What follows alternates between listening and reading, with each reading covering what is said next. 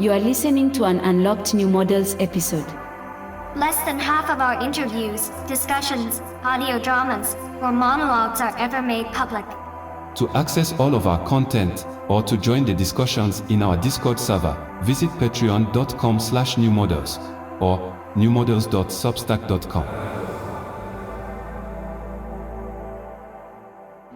Welcome to the New Models podcast. We have a returning guest this episode, Kevin Munger, Assistant Professor of Political Science and Social Data Analytics at Penn State University, who previously joined us to speak about his book, Generation Gap: Why the Baby Boomers Still Dominate American Politics and Culture.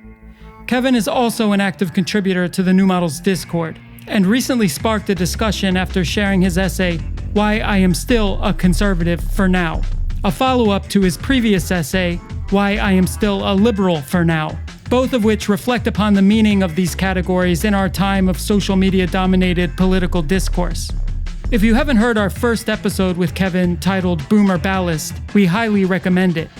But we had somehow overlooked just how prolific Kevin is, frequently writing on his Substack, Never Met a Science, and blog, Crooked Timber, as well as founding the Journal of Quantitative Description, Digital Media, and regularly publishing research papers that very much fit into the New Models sphere of interest. If you believe academia is in a state of atrophy, Kevin proves the contrary, and this conversation offers an orientation of sorts to the broader framework of his thinking. I'm Lil Internet, joined by my co-host Carly Busta. Our guest, once again, is Kevin Munger. Let's get into it.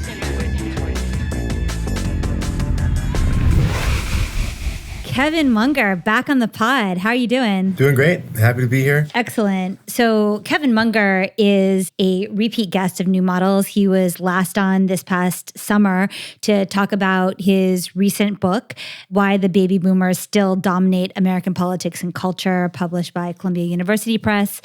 Kevin is an assistant professor of political science and social data analysis at Penn State University. We ran into Kevin. It was a nice surprise when we were in New York over the holidays. Somehow we also overlooked that Kevin publishes a lot of brilliant writing. Right. Like you don't actually have to wait for a Columbia University title to come out to access Kevin's brain. He actually has an amazing Substack and is regularly publishing these gems. And thus the introduction we'd like to ask you. Kevin, you joined us on your book publicity tour, but we want an introduction outside of selling books. Absolutely. Thanks, y'all. Excited to talk about this stuff that really occupies a lot of my mind. So any additional interlocutors are always welcome. So I started grad school expecting to do a very normal thing. I went to NYU to get my PhD in politics. And it happened that they have a emerging center to study social media and politics. I'm a longtime social media enthusiast. I was one of those using Twitter when you had to text 40404, and we were just using it to like meet up with people at parties in college. So I've gone back and deleted the early part of my Twitter. But as I was studying social media during grad school more, I really picked up on another trend in social science, which is running field experiments. I really like field experiments. I think they allow for a lot of creativity. In some sense, I think that the way that they actually operate is as performance art, that by actually taking actions in the world, we move past what Dewey calls the spectator theory of knowledge and actually intervening to see what happens. But I encountered a contradiction when I was running field experiments using Twitter bots to reduce racist harassment. These initial experiments went quite well. They were well received. I used Twitter bots to send messages to guys being racist online to see how norm enforcement works in these somewhat anonymous channels. And the problem is that grad students read the paper and they tried to replicate it, right? And so replication is usually considered the cornerstone of science. People sometimes provide it as the definition of science. But in this case, it didn't replicate. And this is not in the sense of the replication crisis, which y'all might have heard of, but rather that when the students tried to take the same actions that I took, it was impossible. So Twitter had changed their enforcement so that they were much better at catching bots, and thus it was literally impossible to replicate my experiment. And this basically blackpilled me on the possibility of social science of the internet and caused me to read much more broadly. And this took me into media ecology, cybernetics, and so using this broader framework, and I'm really inspired by McLuhan's adage that we can't be using yesterday's concepts for today's problems. As I'm trying to think more broadly about how the internet affects democracy and our philosophy, I'm trying to re-foundationalize or see what can be preserved from a lot of these major frameworks that had informed the era of liberal literary democracy. That tracks and also adds more dimension to your interest in studying the generation gap. It's not just a historically specific moment for one age cohort and another historically specific moment for another. It's actually like a media ecology that each one inhabits and how one is displacing, or maybe we can get into this later, but colonizing the other, how a new media form ends up having almost like a colonialist effect. Since we asked you to come on in response to these twin essays, why I am still a conservative for now and why I'm still a liberal for now, could you just give us your definitions of conservative and liberal? And I have to imagine that anyone under the age of 50 describing themselves as a conservative is probably intending to provoke.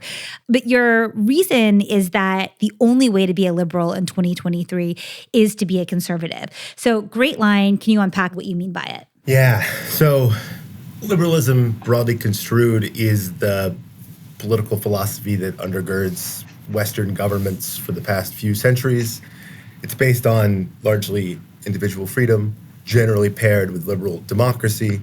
So there are these institutions that we use to solve the problem of how do we collectively make decisions while still respecting individual freedom, so tied to these ideas of human rights. But I think that the liberal tradition is also historically contingent on the media technology. So they talk about liberal reason as the ideal of the Enlightenment. Reason, the capacity of humans to use rational thought to improve their world, is the mechanism by which liberalism functions. And for reason to function, you need to have time. You need to have access to information. You need to be able to spend time in contemplation. You need to be able to interact with others. And so the modern versions focus on this idea of deliberation. Deliberation is important because it allows people to express themselves, to feel more committed to the process, and to make information revealed, and thus aggregate the information in an efficient way such that we have everyone contributing to collective governance. Conservatism has a couple of different conceptions, but I think that today, no one can really look at the communication environment that we have and say that this is conducive to deliberation or liberal reason. So I think that any attempt at a political response using the technology of liberalism, which is the water in which we all swim, in particular the elder statesmen, they fail to understand just how dramatically the media ecological landscape has shifted during their lifetime. What I mean by you need to be a conservative in order to be a liberal is that the current rate of change of technology is incompatible with deliberation, and I would even say human dignity. There's a lot to unpack there, and I want to come back to this idea of liberalism and conservatism. But another set of terms that I'd love to throw out early on, and something that Julian and I keep thinking about, is the difference between the notion of progress and the notion of a progressive. Progress, in one sense, it's a word that's as wishy-washy as freedom, right? It means a lot of different things to a lot of different people. But typically, the idea of progress in America, I think, is associated with financial dominance, whereas progressivism usually relates to some kind of social tolerance. And I wondered if you could speak a bit about why there's such a divergence in these two terms, or what comes to mind for you when you use the word progress versus when you use the word progressivism. So I think progressivism, you're right that in the current usage it refers to liberal social policies, but in the origin of the term in the United States is the progressive movement, which was really about top-down elite reform of the masses. So we know what's good for these people, these poor, benighted souls who have no money, but also have no education. And so this is the origin of the temperance movement, the origin of eugenics, the origin of the modern education system. This is the progressive ideal that we actually do want everyone to be able to participate. But if you just look at them right now, these people can't reason. These people are not fit liberal subjects, and we should take pretty aggressive measures to make them into the kind of people who can participate in a liberal democracy. This other point about progress in the United States being tied to economic conditions, dominance, is exactly right. And I think this ties into a larger issue that this country has, which is a lack of any other identity. So our only uniting feature is progress, whereas other cultures that have existed for longer have some kind of origin story, have some kind of myth, background, some conception of what it means to be Greek, right?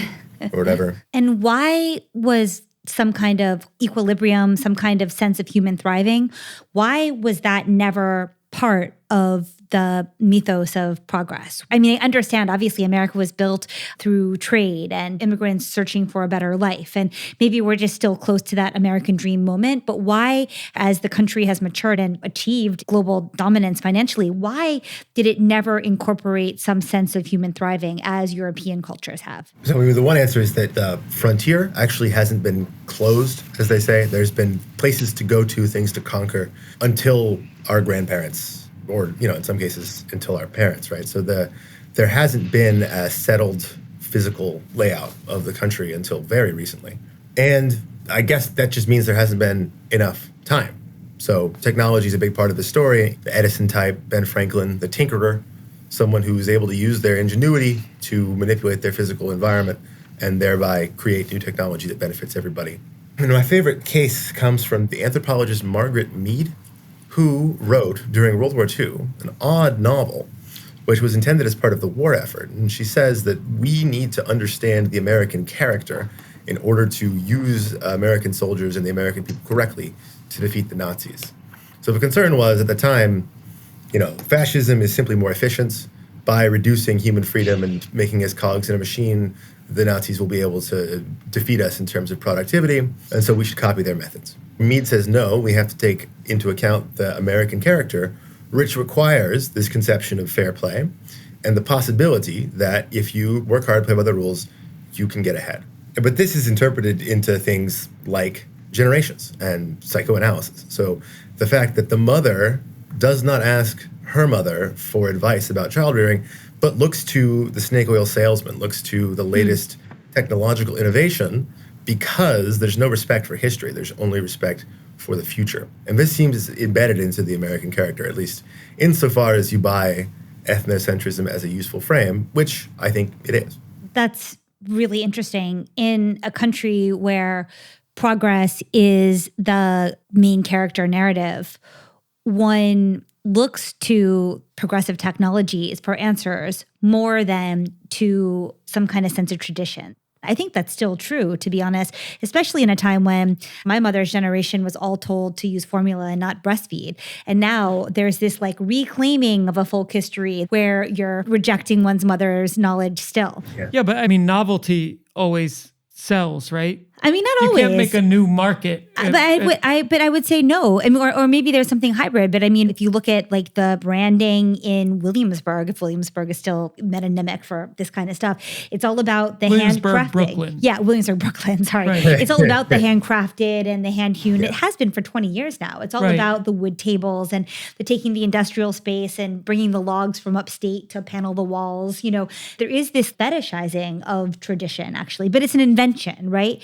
It's a rejection of the 80s go-go past of your parents. Right. And simultaneously, there's an obsession with supplements, though, and these sorts of transhumanist augmentation and tuning of the body, right, which feels, I don't know, it's almost like the quaint, crafty economy of hipster centers feels just more of a signal than an actual example of a returning to some kind of tradition or ideal. I mean, but then there's the returning to a paleo tradition, or something that's deep reaching. But maybe this leads to a question, which is to get back to this idea of the rate of technological progress, like Moore's law, far exceeds the linear progress of human evolution. And I think in one of your pieces, you talk about how about 100 years is what we imagine a good long human life to be. We've achieved that. But at the same time, technology has progressed exponentially. So it's impossible to calibrate to the rate of change. I mean, Kevin, how do you reconcile then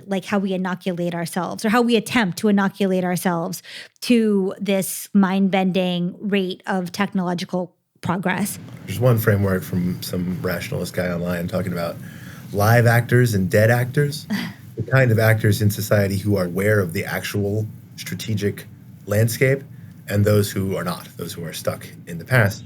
And we have to realize that a huge percentage of the people with power are simply not live actors.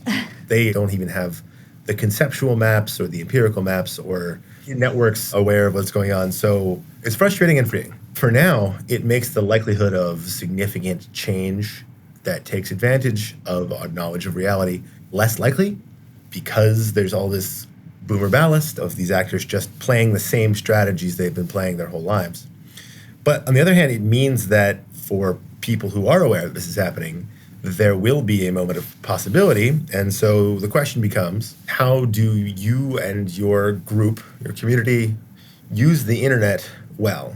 So the internet being kind of revolutionary technology at the level of the printing press, figuring out how to use it to your advantage and not just take what's given to us by the platform web and do what we're supposed to do within that system. If you're doing that, you are not even trying to win. You can't win. Yeah. The first step is the step that y'all have led us down, which is getting off the clear net and creating a space where deliberation is possible online.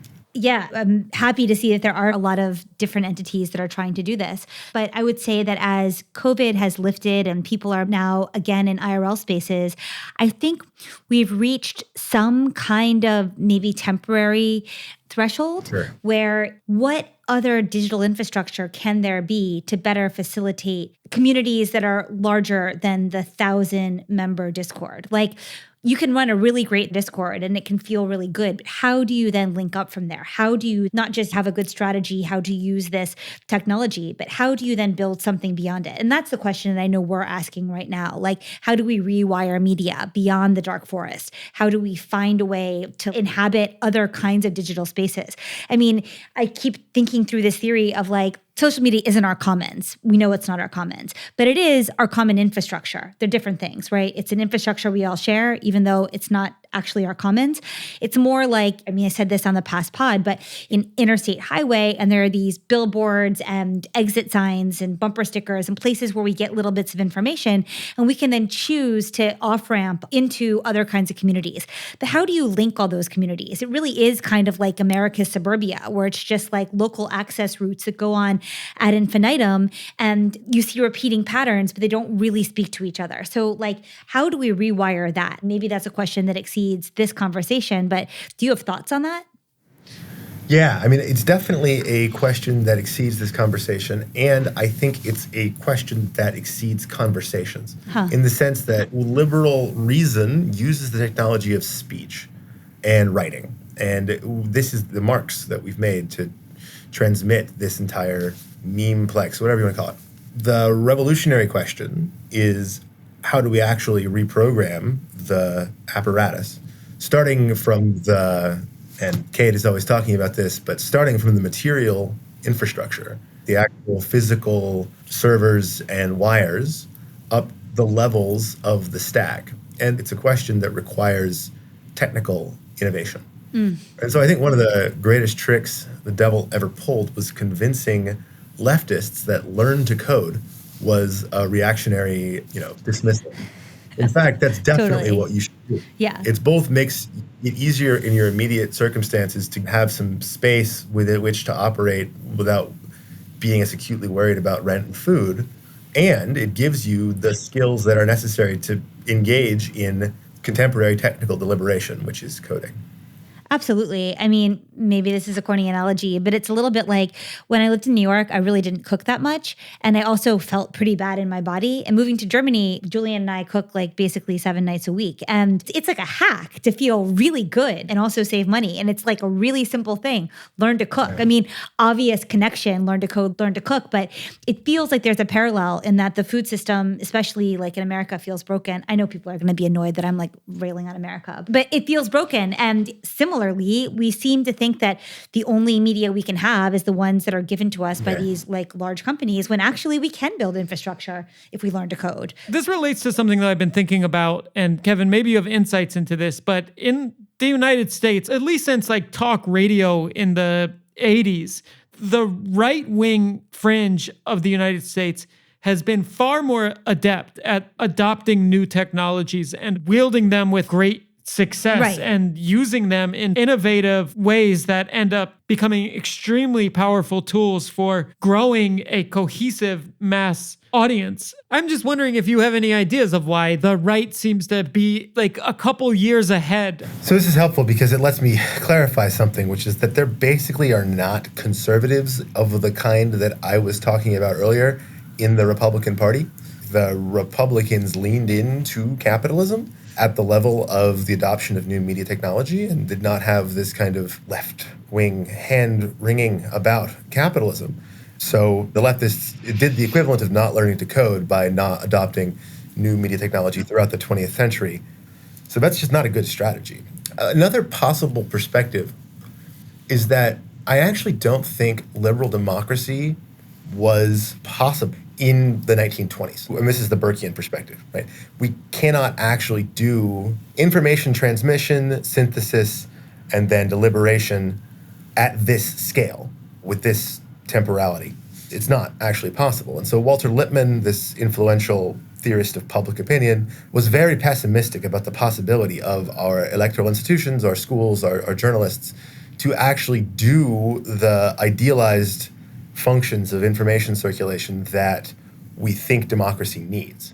And so if that's the case, even in the 1920s, the sort of progressive left-wing liberal groups didn't really have a chance, and the conservatives buying into this illiberal, broadcast, unifying mass communication, which doesn't actually require deliberation, it just requires listening and incorporating. It was just a better use of the technology that we had at the time. Whereas writing or deliberation in a small group does require participation and thought. Obviously, it still functions at smaller scales, but it just doesn't work at the larger levels. So I wonder if this is a moment to bring in a question of machine learning. The most interesting part of GPT-3 or any of the machine learning innovations that have become like publicly accessible in the past year is this divining the collective unconscious in a way. It's like a way of understanding what the masses want and think without people having to like go to a voting booth and actually vote. Do you see any potentials, or do you even think it's within the realm of possibility that machine learning will start to be a form of media that will be able to tap what a kind of unconscious democratic body would want? I think I'm not optimistic about that. And I think that a lot of the machine learning that exists still has the same problems as language, in the sense that we can conceive of data in a CSV. You've got rows and columns, and you just have the columns that you give the machine. And so this problem of concept drift is something that they talk about in machine learning all the time, where in fact you thought you had modeled the social context that is generating the data that comes in. But if something happens, if there's a pandemic, that doesn't come up in your data. Yeah. The columns that you have become different, and you respond without understanding that there's been a systemic change. So at a minimum, machine learning will be a helpful tool. But for any of this to succeed in, let's say, creating human freedom, we have to think seriously about how the humans fit into the loop. This is the technical problem at the heart of what democracy has to... I think in order to save democracy, we have to abandon the idea of electoral institutions that are 250 years old. As that's the definition of democracy. Democracy is completely useless. But as an ideal for allowing people to live together, we need to figure out what the institutions are, the technical institutions that enable modern democracy with modern communication tools. That sounds right, for sure. I think the practical way of doing it will probably require, the boomer ballast is going to be a drag on making these changes probably for the next decade. I wonder what the technological landscape will look like by the 2030s when millennials are coming into positions of political agency. Maybe some of these changes can be instituted. But who knows? Maybe corporate power will be more trusted and more influential than the legacy political position. So maybe it will happen sooner. Who's to say? Yeah, that seems plausible. Already people trust Amazon more than either party, right? And Amazon gives them stuff.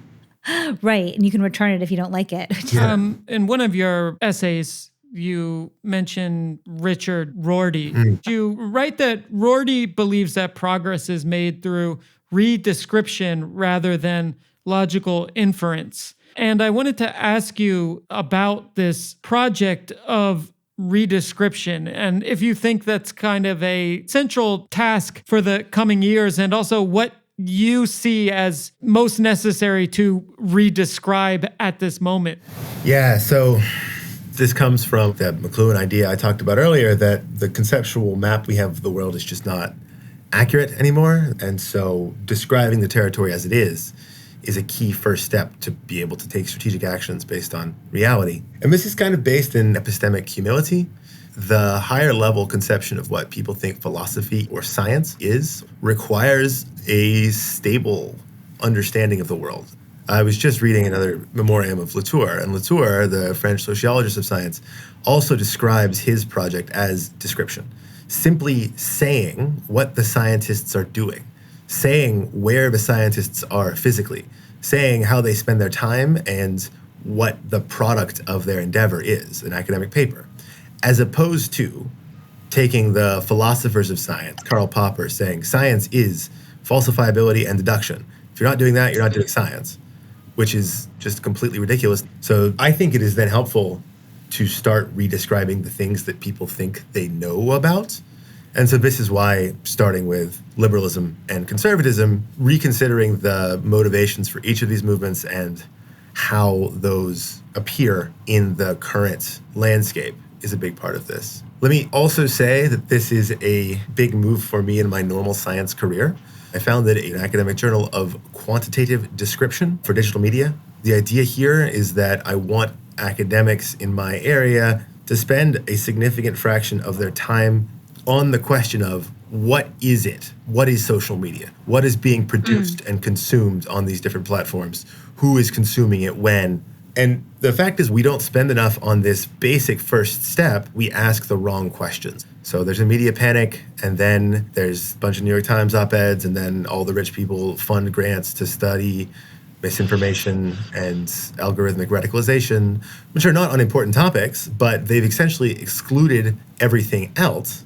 And I think we can't even tackle these topics accurately unless we have a good map of what social media is. So as someone who has a understanding of how to use statistics and is keenly aware of how social media has been changing, could you illustrate what kind of data you would ideally be quantifying? Like, what would be an example of a quantification that you would find useful? Right. So my favorite example, what pushed me in this direction was I was super frustrated about this YouTube algorithm radicalization narrative that emerged. It's a big op-ed in 2018 that called YouTube the Great Radicalizer. And this becomes very concerning. It's like, oh, my kids are looking at the YouTube and now it's showing them white nationalists, and that's because the algorithm is greedy. And I think this critique is really problematic because it is the critique that these companies exactly want. So at the base of both the misinformation and the YouTube algorithm radicalization panic is the premise that these companies can brainwash people. And these companies are in the business of selling ads. By taking these critical approaches, we have reified their business model. So, and then it also implies that sort of if Google was less greedy and the algorithm wasn't bad, then YouTube would be fine. It was also not the case. So what I did with my co-author, Joe Phillips, who's now a postdoc in the UK, he was a domain expert of YouTube, so he hand-coded a few hundred right-wing YouTube channels, beginning with some great qualitative work by Becca Lewis, who's a grad student at Stanford, and snowballing out to get a big picture of what the main channels on the YouTube right were between about 2012 and 2018-19.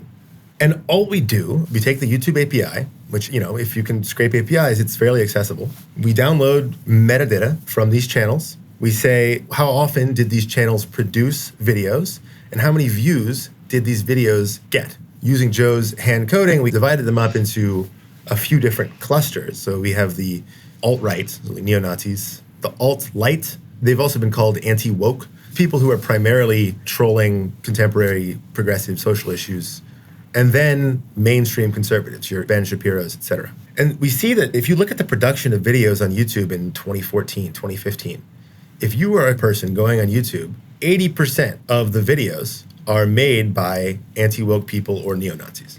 So in that era, if the algorithm had been a random die, you would have been very likely to be recommended white nationalists.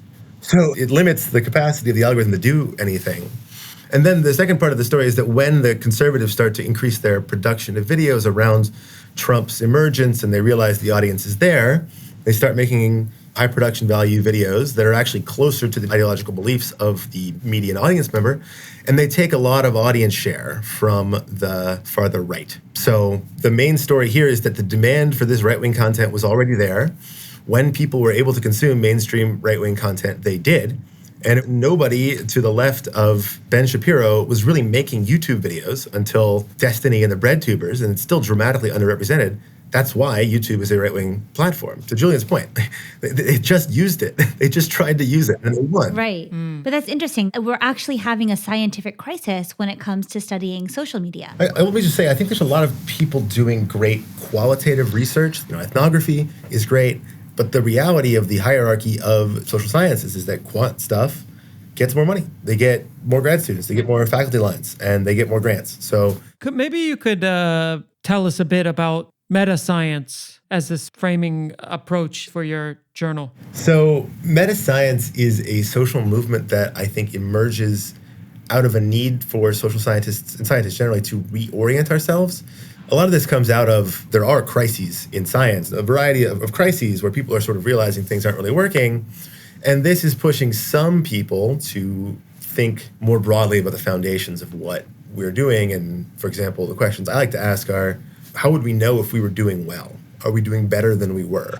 You made an interesting analogy in one of your pieces between the progression of climate-related volatility and the progression of nonlinear media, and how both are quite difficult to adapt to, in part because there's no baseline anymore, and maybe the scientific models are not as useful as they had been.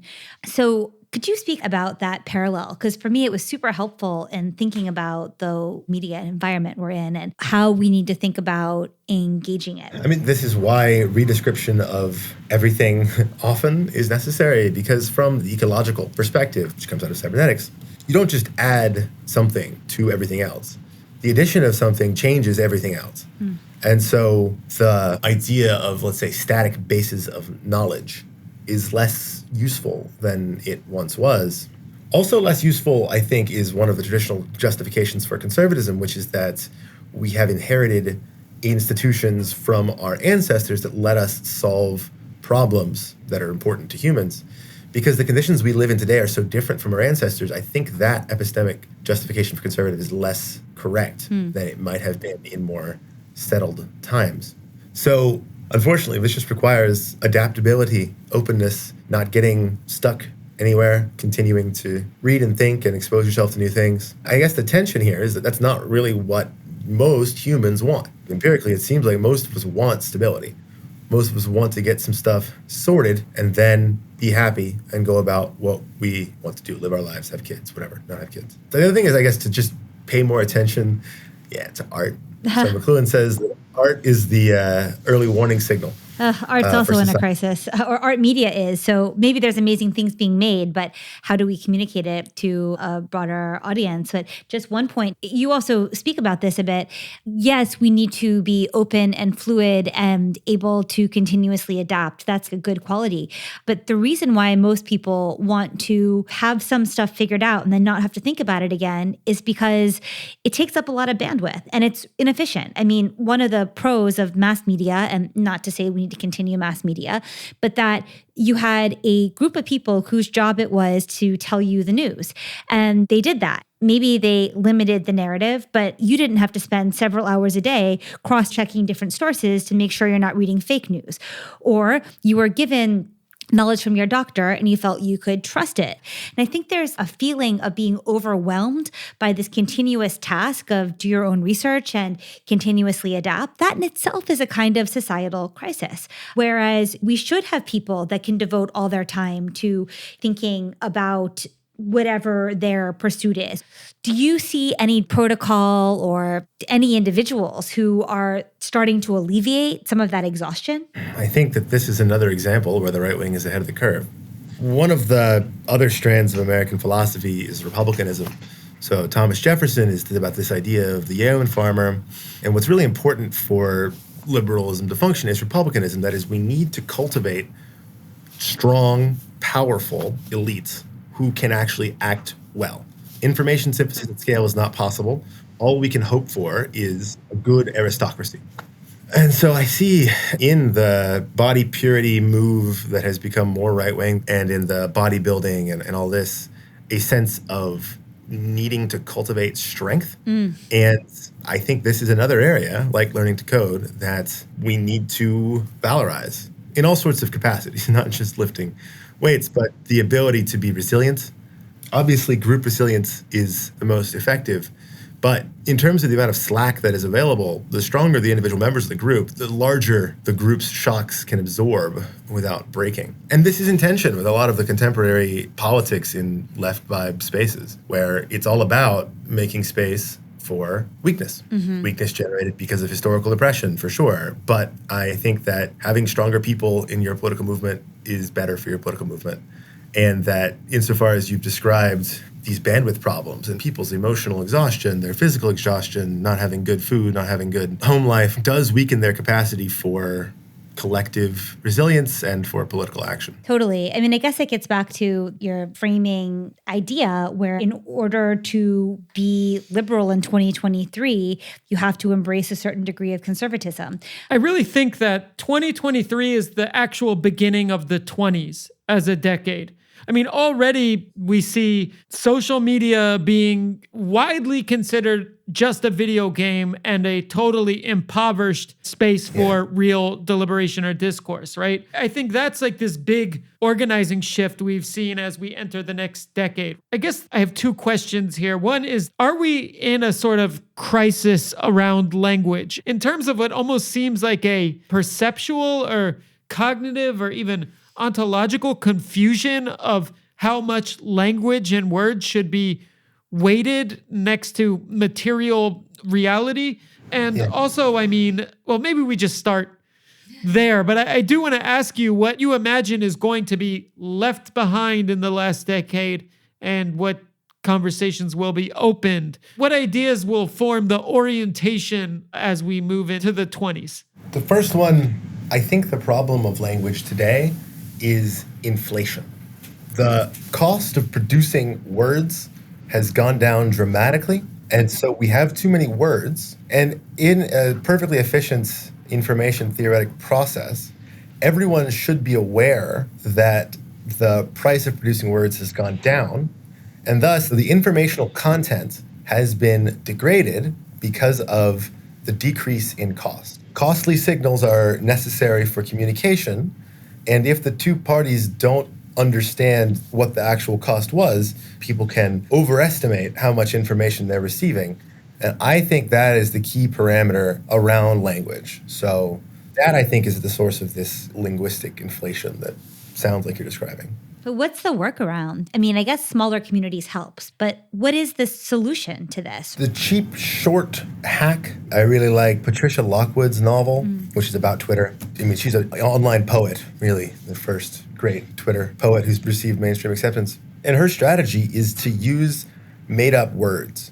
If there's a made-up word, the machine couldn't have produced it. The amount of information in an anomaly is higher. So the amount of intentionality that went into figuring out some higher level game, and in the book she says the word binch instead of bitch, and she and her friends think it's hilarious because they have some background knowledge that allows them to understand that there was more intentionality put into the construction of this single word than after an interview you use Google autocomplete to send an email that's perfectly business school accurate but has no information in it. I think this is a short-run hack because the machines are also able to adapt almost as quickly as we can innovate. So get off the ClearNet, deprive the machines of training data, and impose more costs on sending signals. Yeah, I mean, that's why the word covfefe is one of the most important words that Trump uttered via Twitter because of its incoherence. You know, we talk often about incoherent images being more data rich than clearly legible ones because they're legible only to certain groups in certain ways. I mean, it's also interesting 4chan always had this like really, really intense in-group language. Right, calling people like not old heads, but old. Yeah, I think we've seen in the 10s language used in a way almost like the goal of being a human being on Earth was to make reality match language.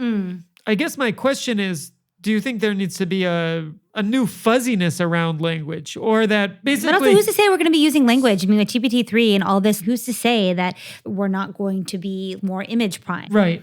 So this is great. I think this is the exact response to the information inflation idea, which is that in Twitter in particular, taking McLuhan, the medium is the message, and asking what is the medium of Twitter, it looks like it's just a bunch of very short strings of text, but in fact, Twitter is mostly relational information. Who follows who? The density of feedback and networks compared to content on Twitter is extremely high. So I think that what Twitter did, hopefully did and not does, is act as a kind of vibe engineering machine where small communities would try to lay on and just continue to send vibes to particular signifiers in the form of words, what images you have, or in the form of specific accounts, people.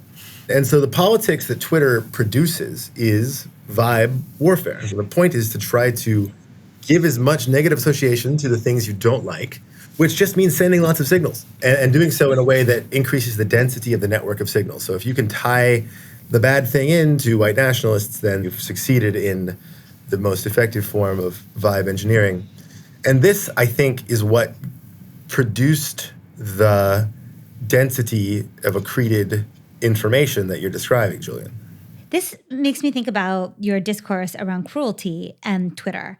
And it's interesting to me that there's this discourse around care, and so often it's paired with this kind of Twitter cruelty, this take each other down, be as violent as you can be with language to one another.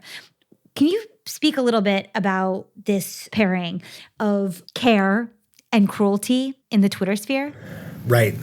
Well, I think the cruelty is by design. It's built into the infrastructure of the platform.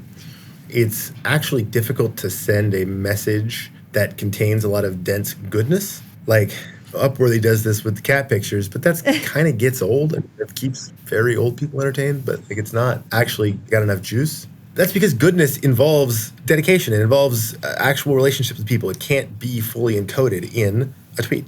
But evil, you can point out harms that are being done. That's what Twitter allows you to do. And I think it's helpful at this point. Enough time has passed to talk about cancel culture, which is real in the sense that like the majority of my undergrad students use the word cancel as if it's a normal word. It's just part of the culture. Cancel culture is culture. It was enabled by social media. It is as baseline to their experience of these platforms as anything could be. The reason why the discourse around this term was so politicized is because it focused on the targets. So they took the phenomenon of cancel culture, online mobs, and the competition to be the cruelest that you possibly can in order to get the most likes. They took that and they focused on the targets. And redescription in action, I want to say, let's look at what this does to the cancelers.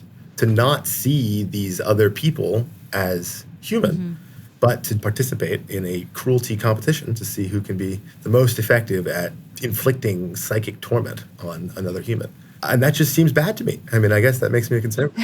It is true. It does feel like all of the rhetoric around inclusion and care, there are some instances where I'm sure it did actual good. But by and large, it feels like it was catharsis. I mean, we've seen the good that's come out of the activism of the past 5 years or so. But of course, it also opens up exploits. Right. That end up manifesting in really toxic ways. And the fact that these words are imbued with some kind of sacred shield that like protects them, that like executes a script of protect absolutely right. among other people in social media. Anytime there's a source of power available, it's going to be exploited, right? But I just wonder, I mean, I still haven't broken my caps lock streak on Twitter since 2008 or something. And the reason I did it is because it's like a form of disrespect to the platform itself and the discourse and deliberation that happens on it, right? hopefully corporations and everyone else stops weighting this as the public commons, as a real legitimate venue. Right. I mean, I do think a lot of the corporate responsibility we've seen was actually a side effect of just the ZERP era of zero interest rate. That the companies had enough money to afford to do these, these things that virtue signal. Now they're shedding it all. Right.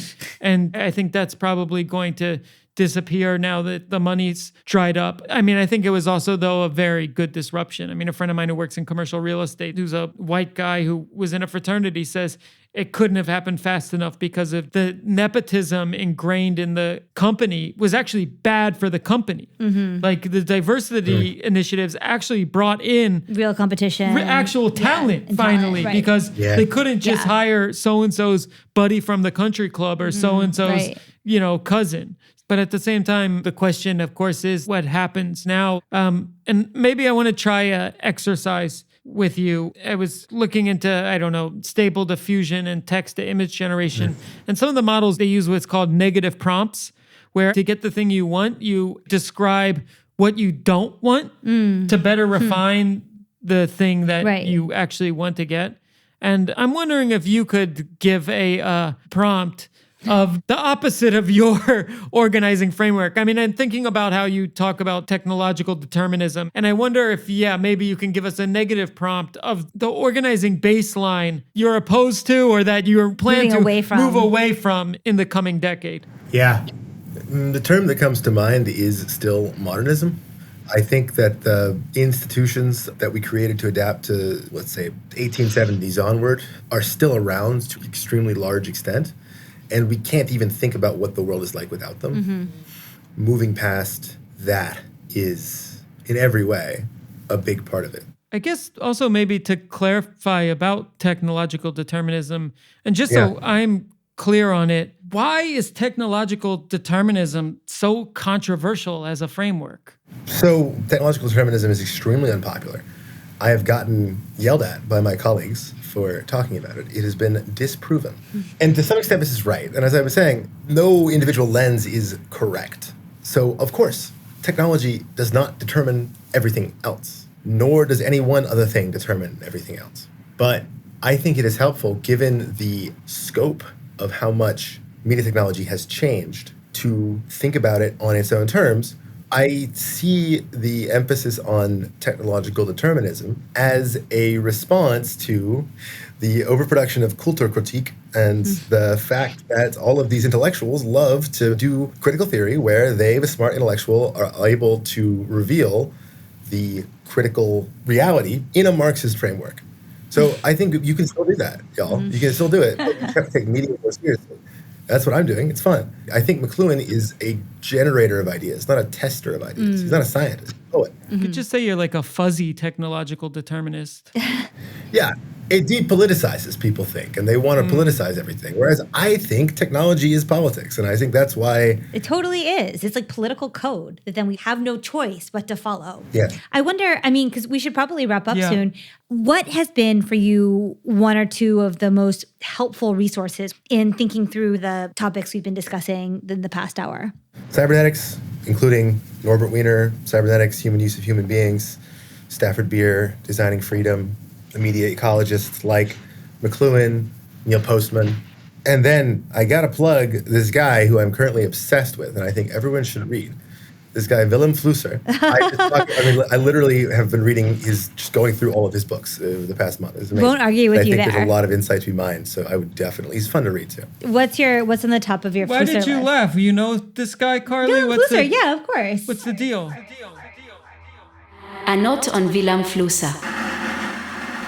Vilém Flusser was a philosopher and scholar of communications theory who published work in Czech, German, French, Portuguese, and English. He learned these languages out of necessity, having been born in Prague in 1920 to a Jewish family of scientists, then fleeing to London before settling in Sao Paulo as the Nazis came to power, losing all of his close relatives as a young man to the German concentration camps. He would depart Brazil, however, following the onset of the 1964 military dictatorship, which dramatically curtailed intellectual experimentation. He relocated to Europe, ultimately taking up residence with his wife in the south of France, where he could freely lean into the postmodern exploration of communications theory that his time in Brazil had inspired. At the time, very little of his writing had been published in English, but somehow the young New York-based Ingrid Sishi intersected it, perhaps due to the highly creative paths out of rigid Greenbergian modernism it provided. As editor-in-chief of the newly glossy and zeitgeisty Artforum magazine, she invited Flusser to pen a regular column. And from 1986 until his untimely death in 1991 in a car crash near the Czech-German border, Flusser published a few pieces a year in Artforum, all running under the series title Curie's Children, as in Marie Curie. While his writing rarely addressed artworks directly, it provided the media theoretical context through which art by the likes of Barbara Kruger, Richard Prince, Ashley Bickerton, and Andy Warhol could be understood. Reading through the 20-some pieces in Artforum's archive, I'm struck by how brilliantly his analogies track with the concerns of our own 2020s culture sector. This is especially true when thinking about human and machinic intelligences and the encoding of information and language, whether text-based or image-based or numerical, and the bridging of these various notational regimes.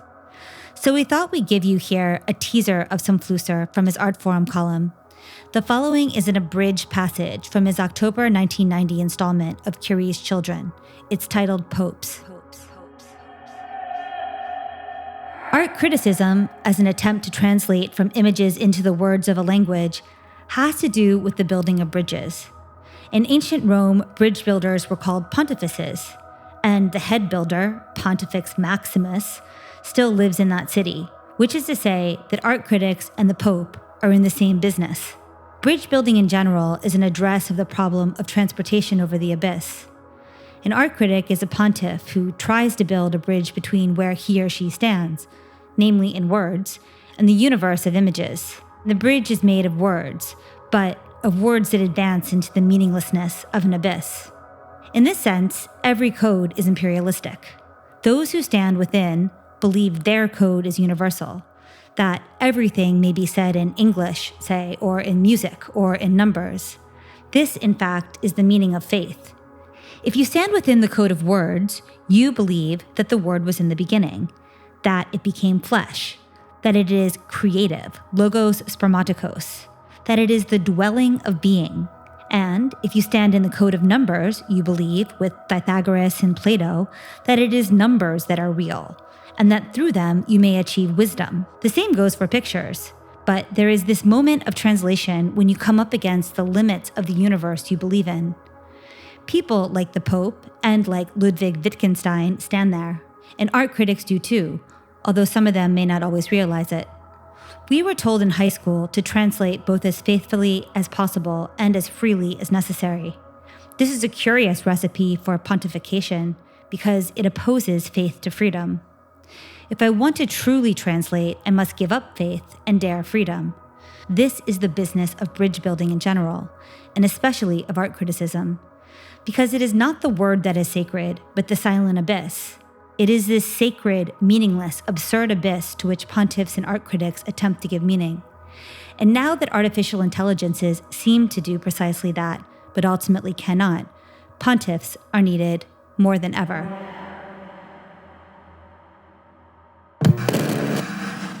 That's gold. It's really gold. I love that you dropped Flusser in one of your texts too, and I was like, yes, that's great. Yeah, okay, great. I'm glad to see it. Anyway, yeah. Let's make him take off. And is there anyone contemporary that you think is asking some interesting questions? Yeah, so I think there's a couple of different intellectual clusters that all have good things to add. The cybernetic socialists, Cosmo Shalizi is a CS professor at CMU who's just written a bunch of weird stuff over the decades on a blog. Henry Farrell, who is my co-blogger at Crooked Timber. Basically, this is a list of people who I think understand the internet, and that I think is the most important compliment I can give a thinker. Yeah. And then there are some more kind of Catholic conservative types, which I think is an interesting tradition. You know, McLuhan, a devout Catholic, and that informed his whole approach. This tradition of centering the body is a big part of Catholicism, and I think gives them a scriptural basis from which to observe new media without being taken in by it. Anyway, Michael Sakasis, who blogs, he's been on Ezra Klein's podcast, Ezra Klein is the most popular person who is in this world. I mean, he's not fully of it. Sean Illing, who does the podcast at Vox, is quite good. He recently had a book about the paradox of democracy, which I think is helpful on this. So, yeah. That's great. Kevin, this is really helpful. Thank you for talking us through your current thinking. Is any of this leading to a future publication, or is there anything on the horizon that we should be looking out for? Yes. So in my normal science career, I'm writing a book on supply and demand theory of social media.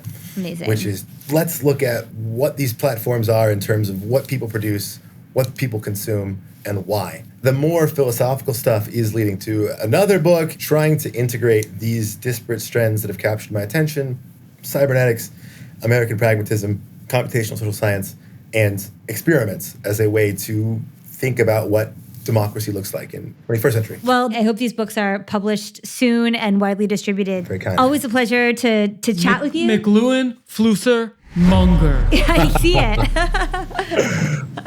I see it. I really have faith in academia if Kevin is representative of the new minds that are going to be populating it. Yes. So.